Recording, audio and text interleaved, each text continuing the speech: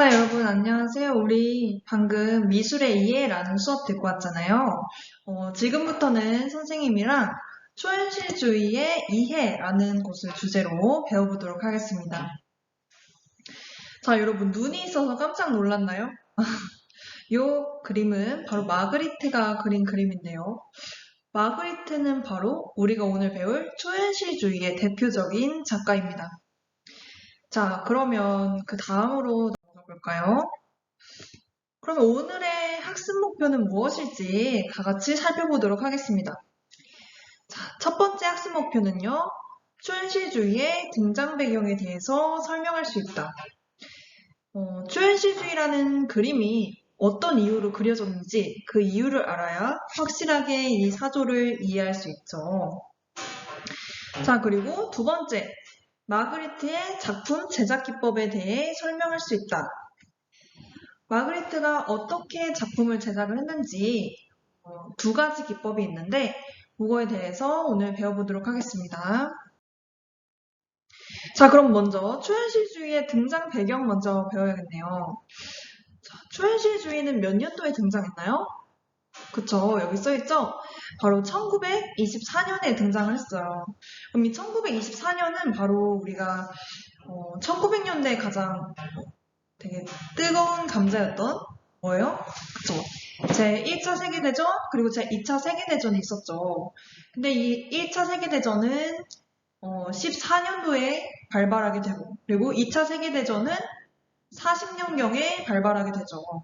그럼 이 초현실주의는 바로 그 중간에 딱 걸쳐 있는 거예요. 중간에. 그래서 이 초현실주의가 어떻게 등장을 하게 됐냐 보면 꿈과 상상 그리고 전쟁의 공포에서 벗어나고자 합니다. 우리가 전쟁이 일어날 때는요, 그냥 갑자기 어느 순간에 빵 하고 터지는 게 아니죠. 바로 전쟁이 일어나기 전에는 어느 정도의 징조가 있습니다. 예를 들어서 이 당시에 1920년경에는 우리가 신문, 뉴스페이퍼 있잖아요. 거기에 어떤 기사가 많이 실렸냐면 곧 전쟁이 일어날 것이다 라는 뉴스가 실리기 시작했습니다. 여러분, 우리가 한번 상상을 해봅시다. 우리가 지금 현대에는 우리 핸드폰으로 뉴스를 볼 수 있잖아요. 여러분들이 이제 핸드폰 네이버나 뭐 다음이나 이렇게 뉴스를 보고 있는데 계속해서 전쟁이 일어난다 이런 글이 올라온다고 생각을 해봅시다. 그러면 어때요, 여러분들? 마음이 불안하겠죠. 뭔가 내가 지금 바로 내일 아니면 뭐 내일 모레 전쟁이 일어나는 즉시 내 삶이 그리고 내 운명이 그리고 내 생명이 사라질지도 모른다. 뭐 죽을지도 모른다. 이런 공포심이 여러분들을 휘감쌀 거예요. 그래서 이 당시에 이 사람들도 굉장히 두려움과 공포에 떨고 있었습니다. 그래서 그런 거에서 벗어나고자 점점 이 현실에서 벗어난 새로운 세계들을 그리기 시작했어요. 왜냐면 이 현실을 바라보면 너무나 힘들고 공포스럽지만 저 멀리의 그런 뭔가 이상 세계를 생각을 하면 사람들이 마음의 안정을 얻을 수 있으니까요. 그래서 이 초현실주의도 그렇게 등장을 하게 됐습니다. 자, 전쟁 사진이에요. 너무 무섭죠? 자, 그리고 두 번째 이유는 무엇일까? 보면은 프로이트의 정신분석학에 영향을 받았다라고 하네요. 인간의 본성에 관심을 갖게 됐기 때문이다 라고 써있는데 바로 이 말이 무슨 말이냐면 프로이트는요 교육심리학이라는 과목에서 배우는 대표적인 심리학자입니다. 우리가 아는 이드, 에고, 슈퍼에고 이런 것들을 언급한 학자인데요. 이 인간의 본성에 관심을 가진 것은 우리가 얼마 되지 않았습니다. 바로 1924년, 20년, 1900년 초반대쯤부터 인간의 본성에 관심을 가지기 시작했어요. 그 이전까지는 뭔가 개인의 사사로운 감정 이런 거는 중요하지 않다라고 보는 게 그 시대의 분위기였죠. 그래서 초현실주의가 등장하기 이전까지는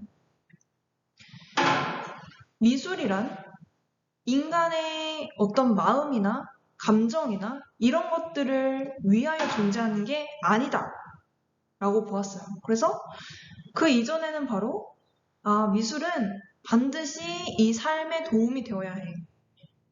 예를 들면 건축이라든지 진짜 건축을 만들어서 우리 삶에 그런 아파트를 짓는데 공헌을 한다든지 아니면 그림을 그려도 왕한테 바치는 이제 황제한테 바치는 그런 뭔가 찬양하는 그림을 그리든지 이렇게 그림을 그리는 목적이 개인에게 있는 게 아니라 뭔가 집단, 국가 아니면 공공의 이익 이런 거에 중점이 있었습니다. 그런데 이렇게 프로이트에 이르러서 인간의 그런 마음, 내면을 중요시하게 되다 보니까 요거에 또 초현실주의가 영향을 받기 시작하죠. 그래서 초현실주의부터는 그림을 그릴 때 뭔가 어떤 이익을 바라고 그리는 것이 아니고 개인이 그런 가지고 있는 그런 심리 상태, 더 나은 뭔가 세계를 향한 열망, 이런 본성들을 가지고 그리게 됩니다. 자, 그래서 요건 프로이트 학자인데요. 당시에 프로이트는요, 굉장히 유명한 학자여서 우리나라로 따지면, 예를 들어 아동과 관련된 대표적인 학자다 이러면은 오은영 박사님을 예로 들 수 있잖아요. 이제 오은영 박사님 같은 경우에는 아동의 행동 발달이나 심리에 관해서 굉장히 우리 대한민국 사람들이라면 정말 이름만 언급해도 바로 알아들을 수 있을 만큼 유명하신 분이잖아요. 그만큼 프로이트도 그렇게 유명한 사람이었습니다. 명성이 어마어마했다고 여러분들 알고 있으면 될 것 같아요. 그래서 이 두 가지 등장 배경에 의해서 나타났습니다. 그래서 대표적인 작품들을 보면 우리 아까 봤던 호황미로 작품이 있네요. 진라면 봉지에 그려져 있던 그림이 바로 이 호황미로 작품이에요. 그래서 이 호황미로 그림을 보면은 뭔가 알아볼 수 없는 형상이죠. 뭔가 알아볼 수 없는데 선이 그려져 있어요. 근데 이게 뭔가 현미경으로 봤을 때 그 생물을 그린 건지 벌레를 그린 건지 별을 그린 건지 알 수가 없습니다. 이렇게 뭔가 구체적인 형상을 그리지 않아요. 초현실주의는. 근데 반면에 구체적인 형상을 그린 작가들도 당연히 존재를 하겠죠. 그래서 우리가 하나의 초현실주의라는 그런 사조 안에서도 다양한 작가들이 있으니까 그 표현 방식도 각자마다 다른 방식을 가지고 있습니다. 그 중에 호황미로는 사실적이게 그리지 않는 방식을 추구한 작가이고요. 달리도 보시면은 어떤 상황인 것 같아요? 이 작품 안에서 어떤 일이 벌어지고 있는 것 같아요? 바로 여기 보시면 되게 맨 위에 보면 일그러진 얼굴로 하늘을 보고 있는 그런 뭔가 여성의 모습이 나타납니다. 이거는 바로 전쟁의 그런 고통을 표현을 한 거예요. 그래서 이게 여성의 몸이에요. 그래서 여자의 몸이 마치 누군가가 이렇게 다 찢어 놓는 것처럼 이렇게 양쪽으로 잡아당겨서 이 누군가의 몸을 갈기갈기 찢어 놓는 것만큼 이 전쟁의 고통이 어마어마하다. 이런 거를 나타낸 달리의 작품입니다. 그리고 이거 오른쪽에는요, 곤잘레스 작가인데요. 우리가 초현실주의 하면은 미술 작품뿐만이 아니고 그런 조각 같은, 이 곤잘레스와 같은 조각 작품도 제작을 하게 됩니다. 그래서 이 곤잘레스는 최초로 용접을 활용했다. 용접 기법이 여러분 뭔지 아시죠? 뭐예요? 바로 용접 기법은 철과 철을 붙이는 거죠. 그러니까 금속과 금속을 붙이는데 요거를 활용해서 조각 작품을 제작을 한 거죠. 그래서 이거를 곤잘레스가 만든 작품이고 요것도 보시면 역시나 어때요? 형상이 명확하지가 않죠. 형상이 명확하지 않고 추상적이고 뭔가 면으로 이루어져 있고 그리고 이 다리도 보시면 이게 다리인가 싶고 팔은 어딨지? 팔은 어디 있는 거지? 이런 의문이 들죠. 그럼 머리는 이 위에 이렇게 생긴 게 머리인가? 이런 의문이 드는데 이 곤잘레스는 인간의 형상을 그대로 표현하기보다는 이렇게 왜곡하고 변형해서 표현하는 거를 즐겨 했습니다. 그래서 여기 보시면 초현실주의의 대표적인 공통적인 특징이라고 한다면 형상을 명확하게 그린 게 아니라 조금 왜곡하고 변형시켰다라고 보시면 될 것 같아요. 네. 자, 그러면 다음 갈게요. 자, 우리 초현실주의의 대표적인 작가 누구죠? 그쵸? 르네 마그리트 있네요. 우리 마그리트는 어떻게 생겼을까? 여기 사진을 보니까 굉장히 개구장이신 것 같아요. 뭔가 모자도 벌써 거꾸로 쓰시고, 그쵸? 이 초현실주의 작가다운 그런 재치가 느껴지는 것 같습니다. 그래서 이 세 가지 작품을 보면서 우리 마그리트가 사용한 초현실주의 기법을 살펴보도록 하겠습니다. 자, 이 빛의 제국이라는 작품을 여러분 딱 봤을 때 밤인 것 같아요? 아니면 낮인 것 같아요? 선생님은 딱 봤을 때 처음에는 낮인 줄 알았어요. 근데 아래쪽을 보니까 이렇게 생긴 거예요. 여기가 되게 까맣죠? 주변이 되게 까맣고 여기 가운데에 덩그러니 가로등이 있어요. 가로등을 켜니까 그로부터 빛이 발산되어 나오죠. 그래서 뭔가 밤인 것 같은데? 라는 생각이 들었습니다. 근데 또 하늘을 보니까 여긴 어때요? 그쵸. 여기는 바로 낮처럼 그냥 되어 있는 거죠. 이렇게. 그래서 이 마그리토가 활용한 기법은요, 바로 모순된 상황의 결합 기법입니다. 이 모순된 상황의 결합 기법이란 우리가 대페이지망이라고도 하는데요. 자, 대페이지망 어떻게 적는지 한번 여기에 적어볼까요?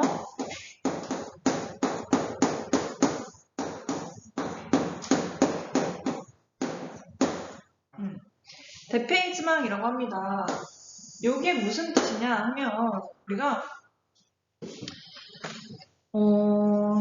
이렇게 관계없는 사물들을 나란히 배치해서 흥미를 유발하고 그리고 익숙한 질서를 낯설게 만들어서 뜻밖의 장면을 선보이고 호기심을 불러일으킨다 이렇게 적혀 있는데요. 쉽게 설명하자면 이거죠. 지금 방금 본 작품에서 밤과 낮이 공존을 하잖아요. 이 밤과 낮은 함께 있을 수 있는 상황인가요? 아니죠. 밤과 낮은 공존할 수 없습니다. 근데 이거를 공존을 하게 만들어서 뜻밖의 장면을 선보인 거예요. 그러니까 낯선 장면을 선보인 거죠. 그렇게 해서 호기심을 불러일으키죠. 왜냐면 우리도 처음 봤을 때 어머 이게 뭐야? 하면서 관심이 가잖아요.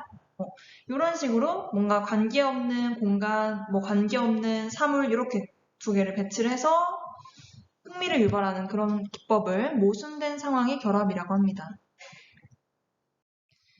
자, 그러면 또 어떤 예시가 있나 한번 볼까요? 자, 이 붉은 모델 작품 어때요? 본 적 있나요? 누군가는 본 적이 있다고 대답을 했을 것 같은데, 자, 이것도 보면은 어떤 점이 모순된 것 같아요? 바로 이 아래는 어때요? 그쵸, 맨발인데 위에는 어때요? 군화를 신은 것처럼 운동화 끈이 되어 있죠. 그래서 이것도 모순된 상황, 바로 맨발과 신발이라는 모순된 상황이 결합돼서 만들어진 대페이지만 기법을 활용한 거예요. 자, 그럼 이 작품은 왜 모순된 상황이 결합일까요? 바로 이 작품을 보면은 방이 너무 작은 건지 아니면 사과가 너무 큰 건지 뭔가 모르게 불편한 느낌이 들어요, 볼 때. 바로 마그리트가 이 방의 크기에 비해서 사과를 아주 크게 그렸기 때문이에요. 사과가 이렇게 커진다면 어떨까요? 뭔가 사과가 커진다면 이거는 우리의 일상적인 삶에서 볼 수 없는 모습이죠. 그래서 크기가 낯설다라고 해서 모순된 상황의 결합이라고도 합니다. 자, 그러면 현대 초현실주의 작가 작품을 우리 잠깐 보고 넘어갈게요. 자, 이거는 블라디미르 코시라는 현대 초현실주의 작가인데요. 우리 멀리서 봤을 때는 그냥 나무에 열매가 맺혀 있네? 라고 생각을 했을 거예요. 근데 자세히 한번 보니까 어때요? 열매인 줄 알았는데 열매가 아니라 그 안에 여자랑 남자가 손을 모으고 있네요. 바로 이거는 아담과 하와입니다. 우리 세상을 이제 기독교 교리에서는 세상을 처음 만들었을 때 가장 먼저 생긴 사람이 아담과 하와라고 하죠. 그래서 그거를 이 블라디미르 쿠시는 생명의 창조 이런 작품을 제작을 했습니다. 요거는 왜 모순된 상황의 결합일까요?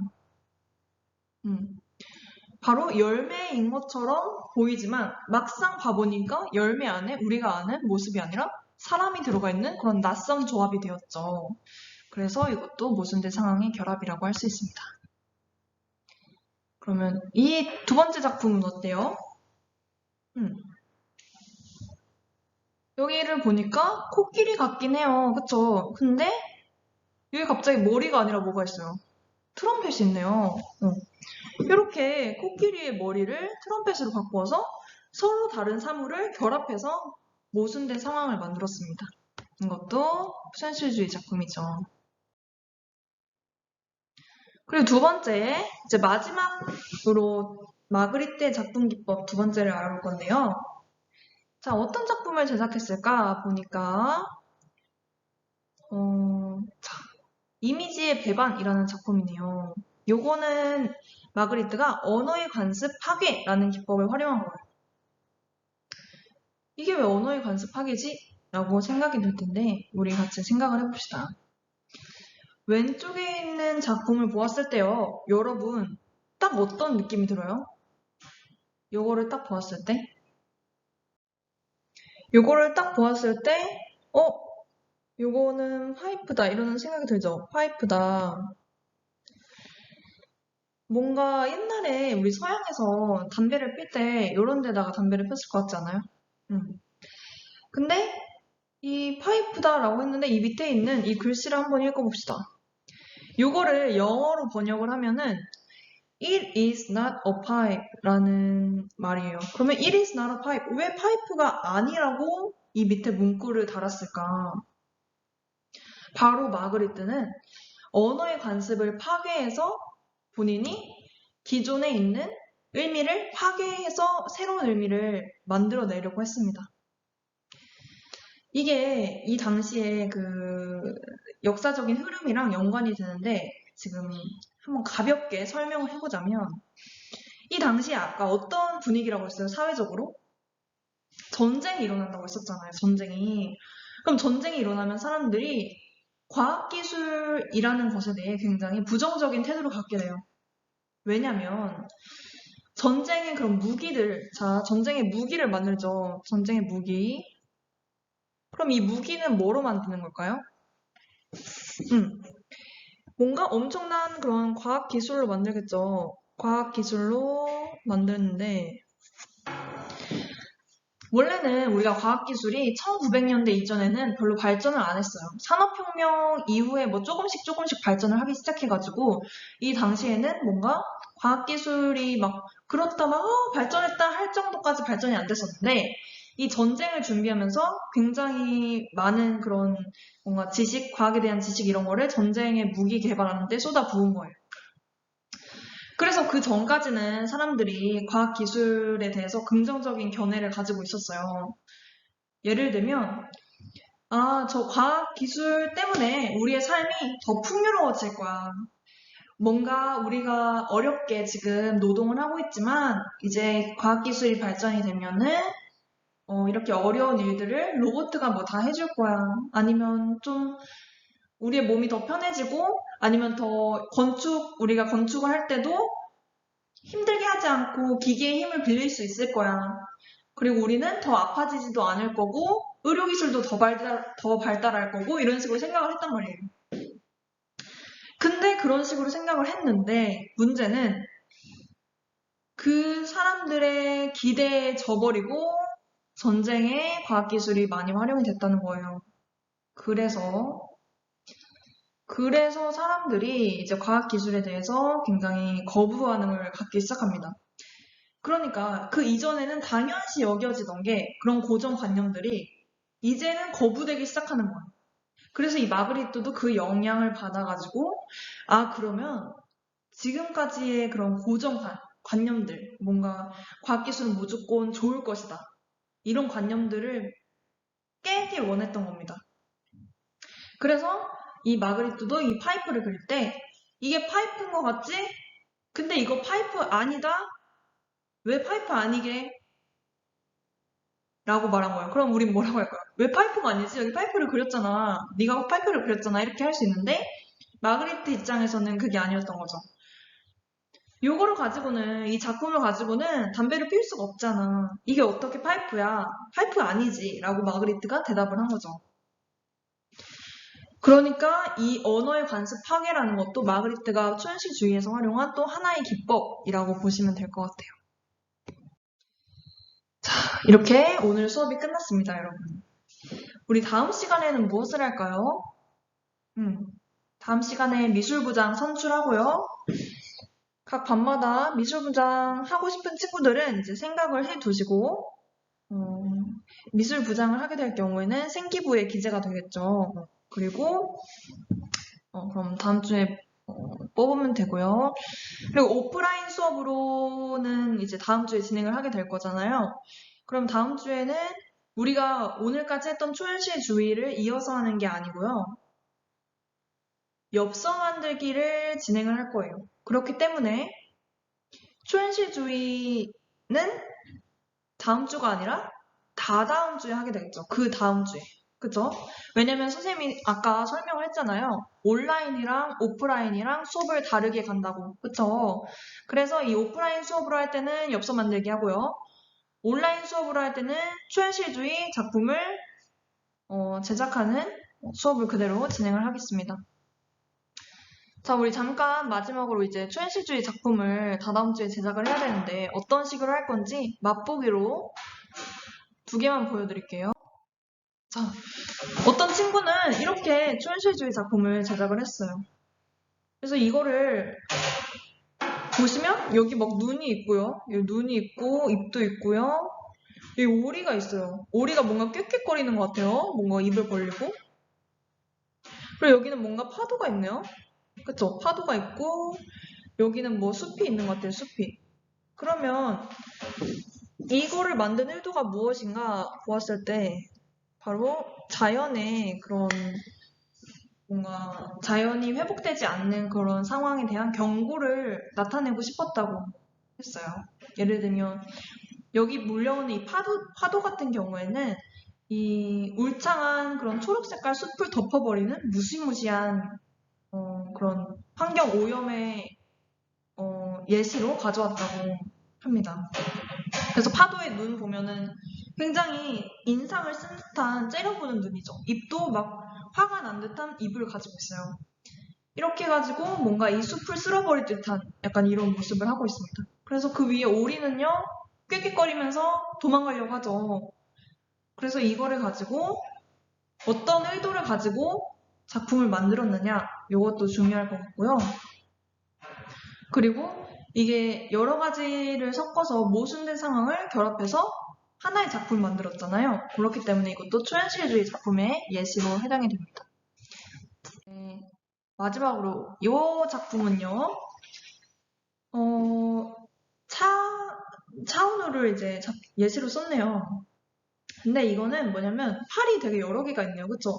팔이 뭐 하나, 둘, 셋, 넷, 다섯 개나 있는 것 같은데 이 작품을 만드는 의도는 자기가 뷔페에 갔는데 그 많은 음식들을 한 번에 먹을 수 있는 그런 나의 용량, 그런 위의 크기, 그리고 뭔가 자기가 손이 더 여러 개라면 더 다양한 걸 가지고 와서 먹을 수 있었을 텐데 약간 이런 마음이 담긴 작품입니다.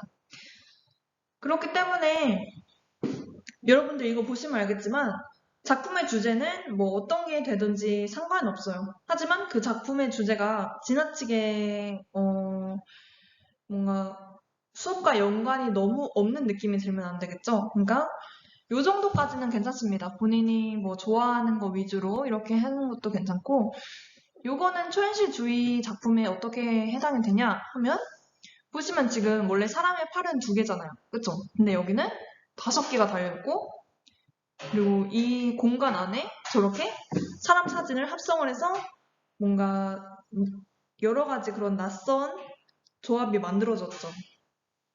이렇게 해서 작품을 제작을 할 수도 있습니다. 이거는 하나의 예시일 뿐이니까요. 여러분들 나름대로 마음껏 상상의 나래를 펼쳐서 작품을 제작하시면 됩니다. 자, 그러면 오늘 수업 듣느라 너무 수고 많았고요. 그러면 이제 우리 초현실주의의 배경 2가지 뭐였죠? 바로 전쟁에 대한 공포로 꿈과 뭐 상상 이런 거에 대한 꿈과 상상의 세계를 그려내기 위해서. 그리고 2번째는 뭐가 있었죠? 그쵸. 2번째로는 프로이트 학자의 그런 정신분석학의 영향을 받아서 인간의 본성을 중요시한 거를 바탕으로 해서. 그쵸. 그리고 뭐 마그리트의 작품 제작 기법은 2가지가 있었는데, 첫 번째로는 모순된 상황의 결합이었고, 2번째로는 언어의 관습 파괴, 이렇게 2가지가 있었고. 이렇게 오늘 수업을 정리를 하시면 될 것 같습니다. 자, 오늘 수고 많았어요. 자, 그럼 다음 주에 봅시다.